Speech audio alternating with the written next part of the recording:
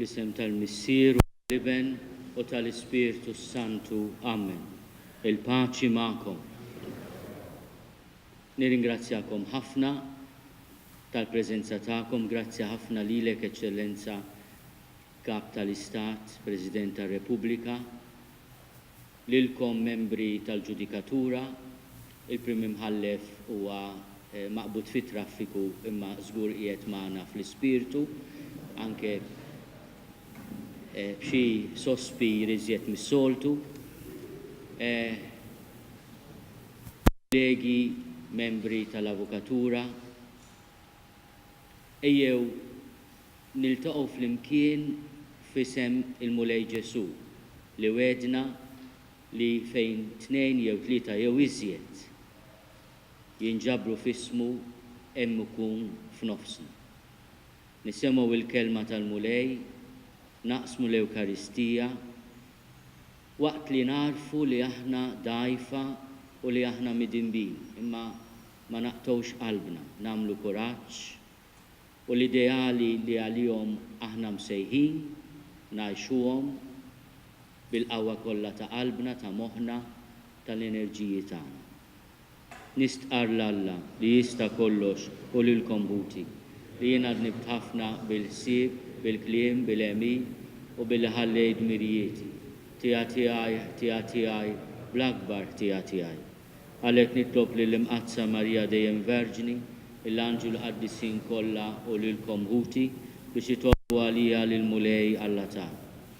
Eħenna lina Alla li jista' kollox jaħfrilna dnubietna u jwassalna għal ħajja ta' dejjem. Peress li ġie l-Prim Imħallef se ngħidu l-glorja. Glorja l-Alla fil-għoli ta' smewiet u paċi fl-art lill-bnedmin ta' rieda tajba. Infaħruk, inberkuk, nadurawk, natub ġieħ, nrodulek ħajr għal-glorja kbira tiegħek. Mulej Alla Sultan tas-sema, Alla Missier li tista' kollox. Mulej Iben waħdini Ġesu Kristu.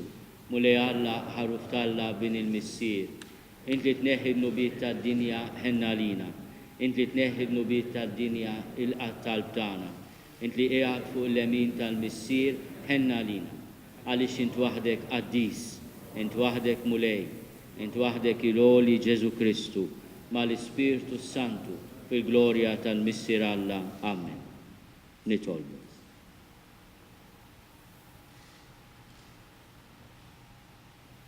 U Alla int għallimt il-fidili tiegħek billi dawwalt moħħhom bid-dawl tal-Ispirtu Santu. Għamel l-istess Spirtu qaddis tiegħek jagħtina l-qawwa biex narfu dak li hu sewwa u jimlina dejjem bil-faraġġ tiegħu. Bibnek Ġesu Kristu Sidna li hu Alla u miegħek jgħixu jsaltan flimkien mal-Ispirtu Santu għal dejjem ta' dejjem.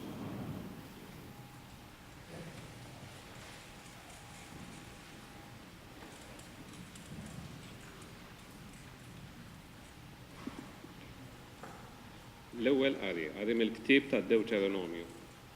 Il-Mulej jgħid: Int tqiegħed imħallfin u uffiċjali f'kull belt tiegħek li l-Mulej Alla tiegħek se jagħtik għal kull tribu tiegħek biex jagħmlu l-ħaqq mill-poplu bis-sewwa. La tawwittx il-ġustizzja, tħares lejn l-uġugħ u taċċettax rigali, għax ir-rigali jagħmu għajnejn l-għarrief u jawġu kliem in-nies sewwa. Għandek tfittex il-ġustizzja u l-ġustizzja biss biex inti tgħix u żżomm l-art f'idejk li l-Mulej Alla tiegħek se jagħtik. Din hija l-kelma tal-Mulej. Issa n-responsorja li ngħidu flimkien ixandru smewiet il-ġustizzja tiegħu. Ixandru smewiet il-ġustizzja tiegħu. Il-Mulej Saltan ħataqbes l-art bil-ferħ u jifirħu l-ħafna gżejjer. Sħab u dlam hemm madwaru, is-sewwa u l-ħaqq is-sisien tat-tron tiegħu. In-nar jimxi qudiemu u jeqret madwaru l-edewwa tiegħu. Il-beraq tiegħu idawwa lid-dinja, tara dan l-art u titried. Ixandru smewiet il-ġustizzja tiegħu. Bħax-xama jdubu l-muntanji quddiem il-Mulej, quddiem is-sit tal-art kollha. Ixandru smewiet il-ġustizzja tiegħu, jaraw il-popli kollha s-sekk tiegħu. Jinfixlu dawk kollha li jqimu l-idoli li jiftaħru bix bijat firħa tagħhom. u quddiemu jinxteħtu l-allat kollha. Ixanru s-smewiet il-ġustizzja tiegħu. Tisma' dan u tifraħ Sijon, jaqbżu bil-ferħ li bliet ta' Ġuda minħabba l-ġustizzja tiegħek Mulej. Għax int Mulej, inti l-oli, il-fuq mill-art kollha, ola ħafna mill-allat. Ixanru s-smewiet il-ġustizzja tiegħu. Iħobb il-Mulej lil min jobot il-ħażen, iħares il-ħajja ta' ħbiebu, jeħlishom minn idejn il-ħżiena, ifeċċi d-dawl fuq il-ġust u lena għal qalb in-nies sewwa, ifirħu ġusti fil-Mulej u faħru li sem qaddis tiegħu. Ixanru s-smewiet il-ġustizzja tiegħu.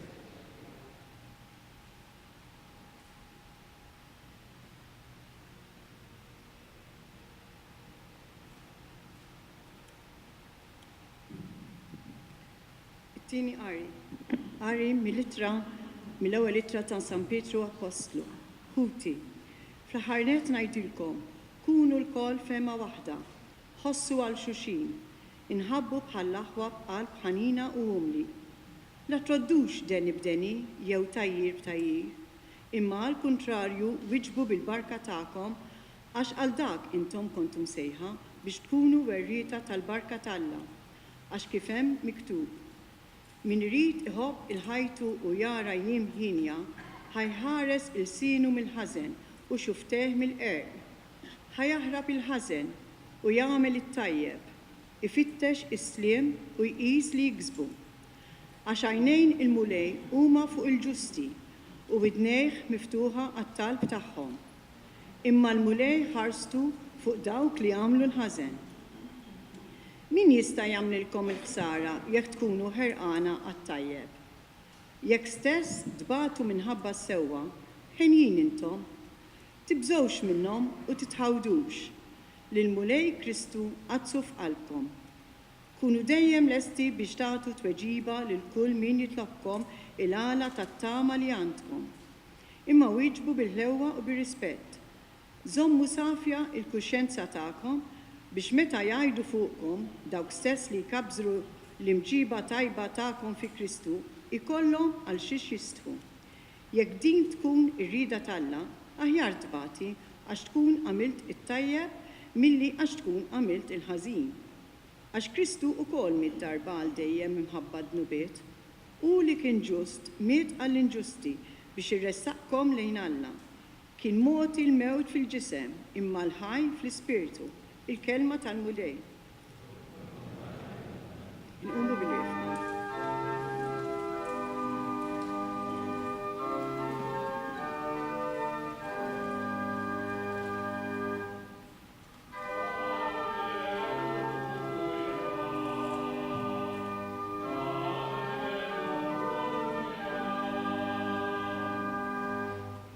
Għajnejn il-Mulej huma fuq il-ġusti u widnejh miftuħa għat-talb tagħhom.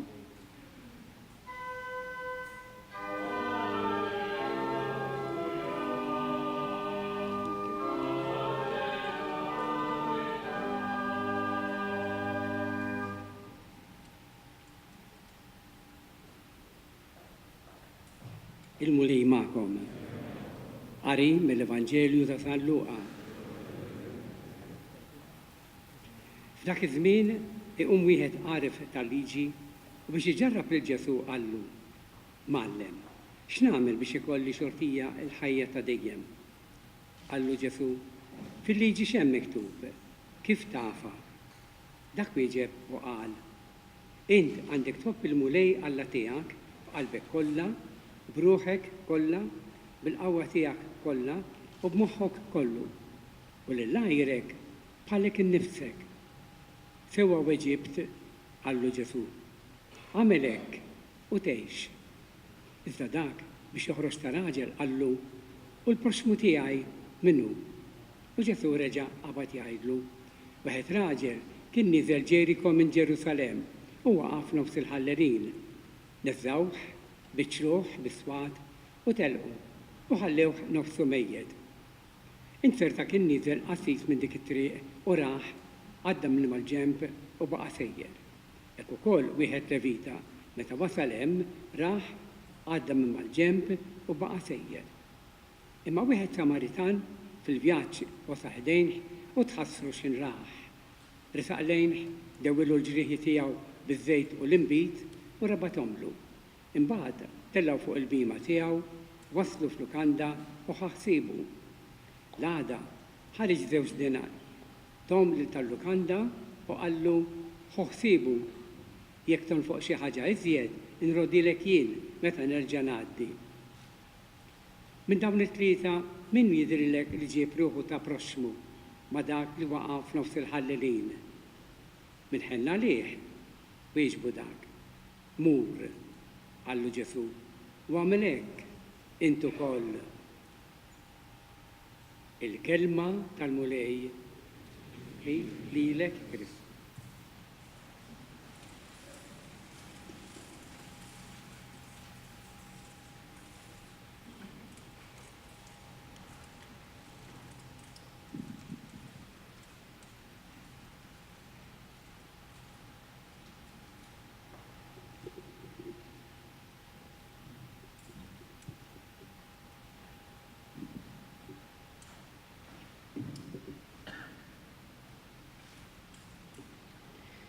Il-Vanġelu li għadna kemm smajna joqgħod tajjeb għal kuntest li fih qegħdin niċċelebraw din is-sena il-quddiesa tal-Ispirtu Santu aħna u nibdew u ninawguraw is-sena forensika.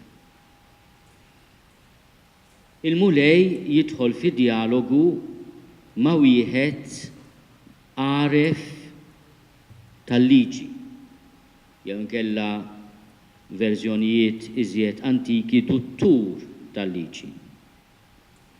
L-intenzjoni ta' dan id-duttur skont il-Vanġelu ta' San Luqa kap 10 hija li ġarrab lil Ġesu. B'xi mod isu avukat prosekutur. Ormai diġà il-kapijiet iddeċidew li il-preżenza ta' Ġesu kienet preżenza skomda u d-dutturi tal-liġi ojme jaqduhom billi jippruvaw lil Ġesu ipoġġuh f'sitwazzjonijiet imbarazzanti li mbagħad jistgħu jakkużawh bih. Dan id-duttur tal-liġi allura għaref kemm hu forsi mingħajr ħafna ħsieb sar strument tal-persekuzzjoni. Mallem, x'nagħmel biex ikolli b'xortija il-ħajja ta' dejjem? Allu Ġesu fil-liġi x'hemm miktub? Kif tafa? Ġesu ma jirrispondix bit-ton aggressiv u polemiku ta' min għamillu l-mistoqsija. Ġesu lil dan l-għaref tal-liġi ma jridx ipoġġih biex jikkumplementa id-domanda f'pożizzjoni imbarazzanti, imma jibda mill-erf tiegħu. Jibda mill-arfin tiegħu tal-liġi. Fil-liġi x'hemm miktub? Kif tafa? Għall-grazzja t'Alla dan l-għaref tal-liġi jażel li fost il-ħafna liġijiet jagħti priorità lil kmandament tal-imħabba. It-tweġiba tiegħu hija tweġiba tajba. Għaliex fil-polemika li kien hemm dak iż-żmien bejn id-dutturi tal-liġi li huwa l-aqwa kmandament xi ħaġa li wkoll ġiet mistoqsija lil Ġesu, kien hemm diffikultà li se jkun il-pedament kostituttiv jew inkella kostituzzjonali tal-liġi ta' Alla. U risposta ta' dan l-għaref tal-liġi ma nafx jekk igradwax mill-Università ta' Malta x'aktarx għax kien bravu ħafna u forsi jagħmel xi kors tal-filosofija ta' dritt ukoll. Imma għażel bħala liġi kostituttiva liġi tal-imħabba. Int għandek tħobb il-mulej Alla tiegħek b'qalbek kollha, b'ruħek kollha, bil-qawwa tiegħek kollha u b'moħħok kollu. U lil għajrek bħalek innifsek. Isimgħu it-tweġiba ta' Ġesu. Sewwa weġibt. Sewwa weġibt. Għamel hekk u tgħix. Għamel hekk u tgħix. Mela l-mulej jindika mhux biss l-erf ta' dan id-duttur tal-liġi, imma anke l-għażla u t-tweġiba li għamel bħala risposta fondamentali għal ħajja tiegħu. X'irrid nagħmel biex jiena jkolli l-ħajja ta' dejjem? Weġibt tajjeb, għamel hekk u tgħix. L-ewwel ħsieb li nislet mit-tweġiba ta' Ġesu hija li il-ġudikatura, l-avukatura huma għandhom ikunu wkoll triq ta' qdusija, mhux triq ta' telfien. Għamel hekk u tgħix. Imma nissuġġerilkom li f'kull ma tagħmlu, f'kull ma tgħidu, f'kull ma tikdbu, fil-ġudizzji kollha li tesprimu dik il-liġi kostituzzjonali forsi mhix miktuba imma fondamentali tal-imħabba lejn Alla u lejn il-proxmu ma tinsewwa qatt. Dak nafu għadita fil-kategorija tagħna għax hekk nagħmlu, dak biex joħroġ ta' raġel għax aħna dejjem irid ikollna raġun, anke meta ma jkollniex, dejjem irid ikollna raġun. Dak biex joħroġ ta' raġel Allu se nibdew l-interpretazzjoni issa. U l-proxmu tiegħi minu? U Ġesu jagħti lilu lil dan l-għarif tal-liġi, lil kapijiet u anke lilna il-parabola li aħna nafuha bħala is-Sammaritani t-tajjeb. Fil-parabola hemm 5 persuni. L-ebda wieħed m'għandu isem. Imma hemm kategoriji ċari li aħna nistgħu forsi nirrelataw magħhom. L-ewwel nett hemm ċittadin miskin li jisfa vittma tal-kefrija ta' ħaddieħor u jiswa bla difiża. Wieħed raġel kien nieżel Ġeriko minn Ġerusalem u waqaf nofs il-ħallelin. Neżżowh biċruħ biswat u telqu u ħalleh nofsu mejjed. L-ewwel żewġ kategoriji ġalt għajna magħhom, l-aggressur u l-vittma. Il-vittma li minħabba l-kefrija ta' ħaddieħor tnitneżza mid-dinjità, titbiċċer biswat u titħalla nofsa mejta din il-persuna għalon it-triq. Intom fix-xogħol tagħkom kemm imħalfin, kemm maġistrati, kemm avukati, prokuraturi legali, tiltoqgħu ma' tant sitwazzjonijiet umani mhux biss fil-kriminal, anke fiċ-ċivil. Fejn in-nies jiġu għall-ġustizzja għax huma vittmi tar-reba, tal-aggressjoni, tal-vjolenza, tal-kefrija ta' ħaddieħor. Jiġu qudiemkom imneżża mid-dinjità, jitkarbu biex xi ħadd jagħtihom l-għajnuna. U l-mulej jisemmi 3 persuni. Inserta kien nieżel qassis minn dik it-triq u raħ lil dan ir-raġel vittma, għadda minn ma' ġenbu u baqa' sejjer. Ekku ukoll wieħed levita, meta wasal hemm, raħ, għadda minn mal-ġenb u baqa' sejjer. Ħafna drabi minħabba t-toqol tax-xogħol, il-fatt li mhux biżżejjed li n-nies taqdihom imma dejjem iridu iżjed u iżjed u iżjed. It-tentazzjoni tagħna li x-xogħol tagħna jlaqqana ma' ħafna nies hija li naraw il dak li jkun imma nibqgħu għaddejjin. Nifhem li aħna rridu wkoll nipproteġu il-ħajja privata tagħna, l-ekwilibrju psikoloġiku tagħna, għandna dritt ukoll għall-mistrieħ. Hija ħrafa li tajt inti 24/7 għas-servizz tan-nies, irid ikun hemm ukoll xi ħaġa li jgħallem ukoll San Carlo Borromeo, irid ikun hemm mument fejn inti trid tistrieħ biex tkun tista' tkompli l-għada. Dan ma jfissirx li inti meta tara l xi ħadd u tgħidlu jimporta tiġi għada xajjejt m'intix qed tagħti kasu. Il-gwaj huwa meta jew minħabba id-dewmien burokratiku tas-sistema, jew minħabba il-fatt li l-ottimo è il nemico del bene, il-ġustizzja id-dum ma tiġi.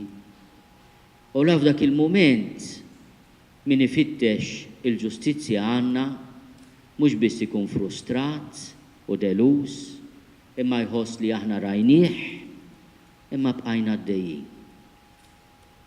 Kien hemm Sammaritan imma jgħid Ġesu fil-vjaġġ. Wasal ħdejh, tħassru x'in raħ, resaq lejh, dewwilu l-ġrieħi tiegħu biż-żejt u l-imbit u rabathomlu, u mbagħad tellu fuq il-bima tiegħu, waslu f'lukanda u ħaħsibu. Il-għada ħareġ żewġ dinieri tom lil tal-lukanda u qallu ħu ħsibu. Jekk tonfoq xi ħaġa iżjed inroddilek jien meta nerġa' ngħaddi.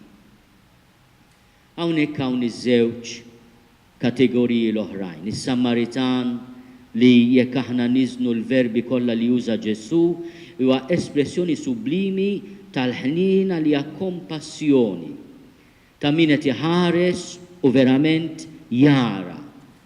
Iħares jara u jitħassar il dak li jkun.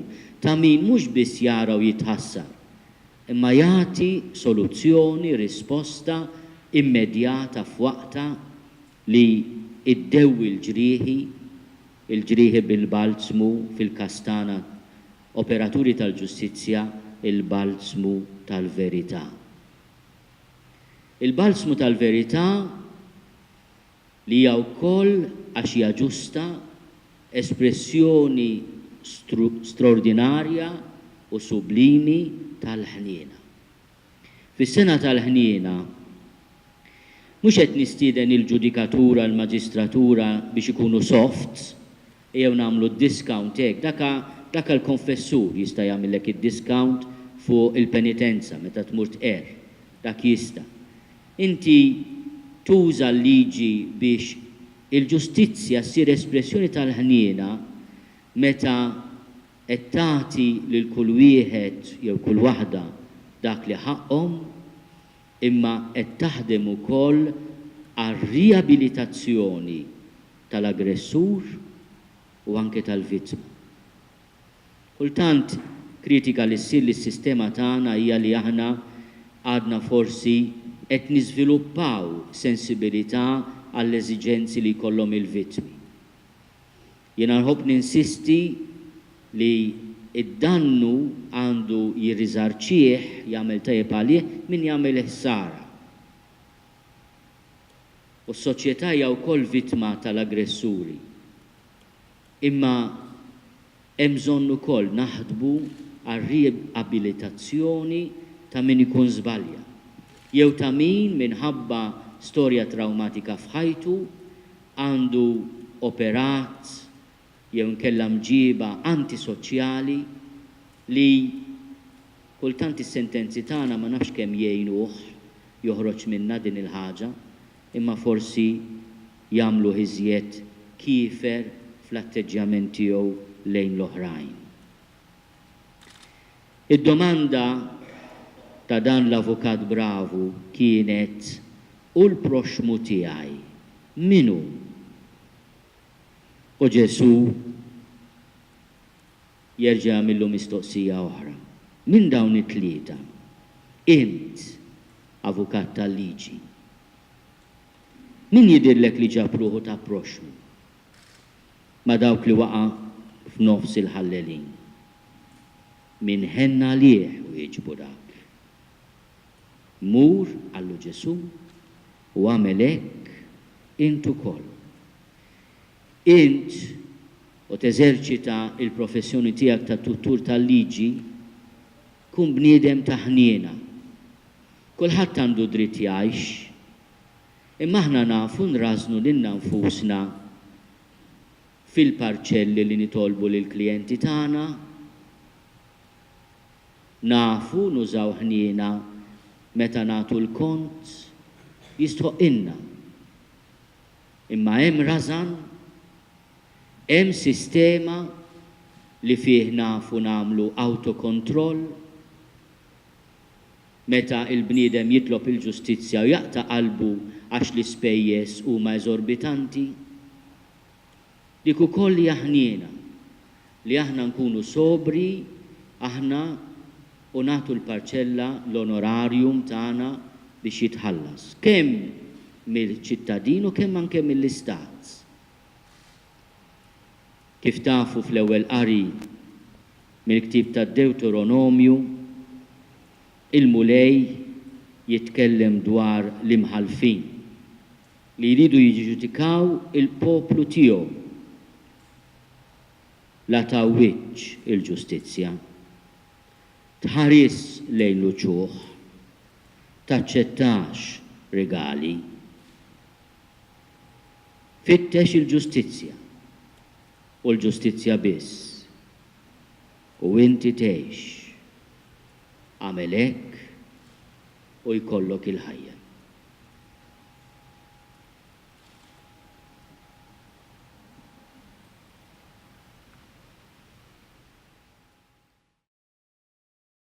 Tiegħek mxerda mad-dinja kollha. Wittaqaf l-imħabba flimkien mal-Papa Franġisku, mal-Isqof tagħna Charles, mal-Isqfijiet u l-Ministri tiegħek kollha. Ftakar ukoll futna li raqdu bit-tama tal-qawmien, ftakar fil-mejtin kollha tagħna, daħħalhom quddiemek fid-dawl tas-sekk tiegħek. Ħenna lina l-koll nitolbuk, għati lilna wkoll il-wirs tal-ħajja ta' dejjem, flimkien mal-Verġni Mqazzom Malla Marja, mal-Arus tagħha San Ġusepp, mal-Apostlu u l-Qaddisin kollha li jgħixu fil-biberija tiegħek sa mill-bidu tad-dinja. Għamel li magħhom il-faħru u nsebħu li Ġesu Kristu ibnek. Bi Kristu ma' Kristu fi Kristu, jingħata lilek Alla missier li tista' kollox flimkien mal-Ispirtu Santu, kull ġieħu glorja għal dejjem ta' dejjem. Ejjew nitolbu kif għallimna u ridna nagħmlu li bentalla għas-salvazzjoni tagħna. Missierna li inti fis-smawiet jitqaddes ismek, tiġi saltnatek. Kull li trid int kif is-sema hekk da fl-art. Ħobżna ta' kuljum agħtina llum. Aħfrilna dnubietna bħalma naħfru lil minnu ħati għalina. La ddaħħalniex fit-tiġrid, iżda eħlisna mid-deni. Eħlisna nitolbuk mulej minn kull deni. Għatina fit-tjieba u ħnina tiegħek il-paċi fi żmien biex inkunu ħielsa dejjem mid-dnub u maħarsa minn kull inkwiet. Aħna u nistennew u nittamaw ilejna u l-miġja tas-Salvatur tagħna Ġesu Kristu. Mulej Ġesu Kristu li għat lill-apostli tiegħek, inħallilkom is-slim, nagħtikom is-slim tiegħi. La tħares lejn dnubietna, iżda ħares lejn il-fidi tal-Knisja tiegħek. Għatija slimu l-għaqda li int trid fiha, int li tgħixu s-salta għal dejjem ta' dejjem. Il-paċi tal-mulej tkun dejjem magħkom. Għatu l-paċi lil xulxin.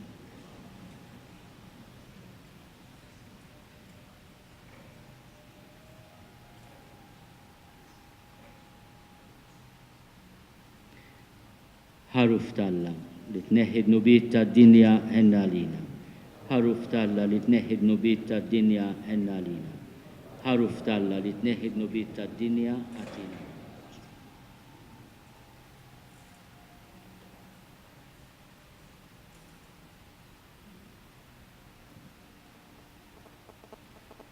danu l-ħaruf talla, danu li neħid nubiet tad-dinja, ħenin dawk li huma mistiedna l-ikla tal-ħaruf. Mulej ma jistoqlix li tidħol taħt is-saqaf tiegħi, iżda biss kelma waħda u ruħi tkun infejqa.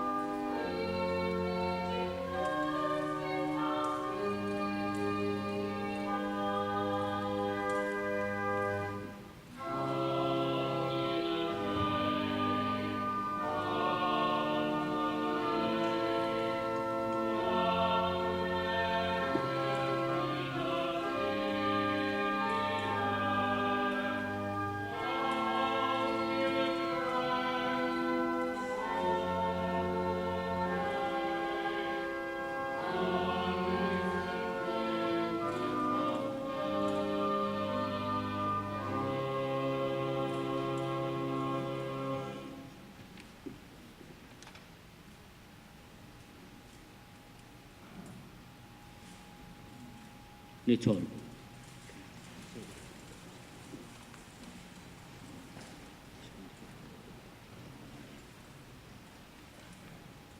Nitolbu. Sawab mulej fi qlubna l-Ispirtu Santu biex inaddafna u jxerred fina bħal nida l-grazzja tiegħu ħalli nagħmlu kotra ta' frott bi Kristu Sidna.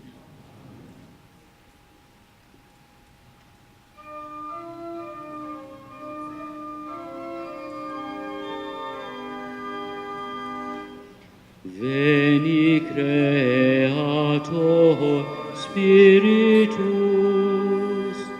mentes tuorum visita, implesu perna gratia, que tu creasti pectora.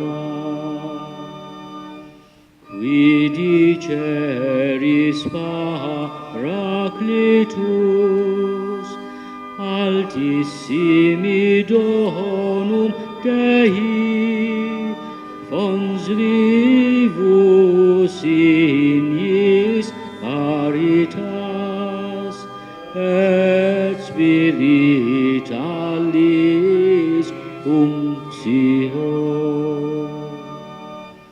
Tu septiformis munere, digitus paterne dextere, turite promissum patris, sermone ditans guttura.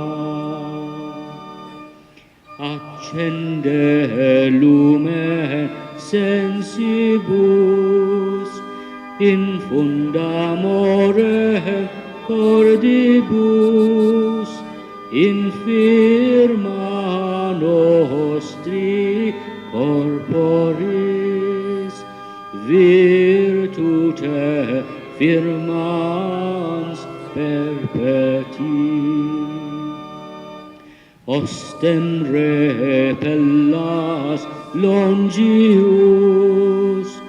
pacem dones protinus, ductores icte previo, vitemus omne noxium.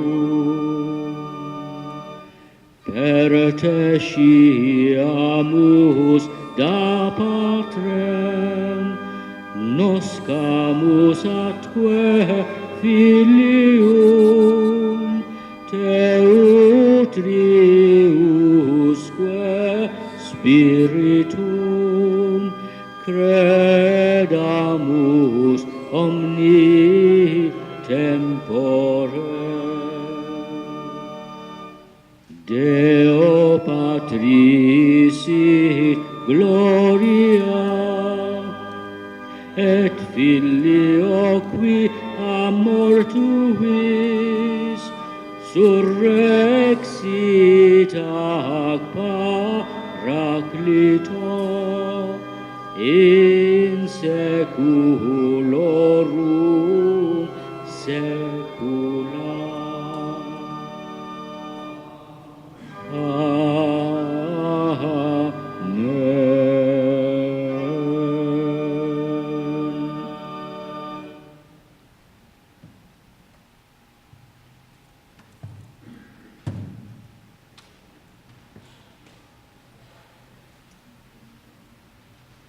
Il-mulej ma'kom. Ikun imbirek isem il-mulej. Lajnuna tagħna f'isem il-mulej. Iberikkom Alla li jista' kollox il-Missier u l-Iben u l-Ispiritu Santo. Buon anno nuovo, morru fil-paċi ta' Kristu.